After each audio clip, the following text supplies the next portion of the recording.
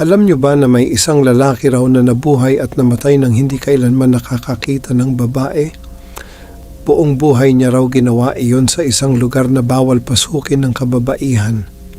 Siya si Mihailo Tolotos, isang monk na sinasabing namuhay sa Mount Athos sa Greece, isang religious community na mahigit 1,000 taon nang ipinagbabawal ang pagpasok ng babae. Ayon sa kwento, ipinanganak daw siya noong 1856 at iniwan bilang sanggol sa monastery. Doon na siya lumaki kasama lang mga monghe hanggang sa mamatay noong 1938. Dahil bawal ang kababaihan sa lugar na iyon, sinasabi ng marami na hindi siya nakakita kahit isang babae buong buhay niya.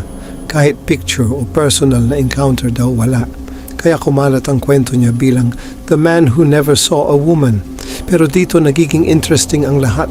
Totoo ngang bawal ang babae sa Mount Athos at centuries na umiiral ang rule na iyon.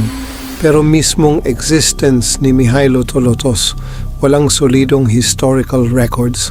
Maraming articles at posts online ang nagkukwento tungkol sa kanya pero halos walang official documents o ebidensya na nagpapatunay na totoong tao siya. Posible bang urban legend lang siya na lumaki dahil sa kakaibang rule ng lugar? O baka may parte ng kwento na totoo pero na-exaggerate na sa pagdaan ng panahon? Hanggang ngayon maraming naniniwala sa story niya pero wala pa rin nakakasagot kung alamat lang ba talaga siya o totoong taong nabuhay sa likod ng isang mundong walang babae.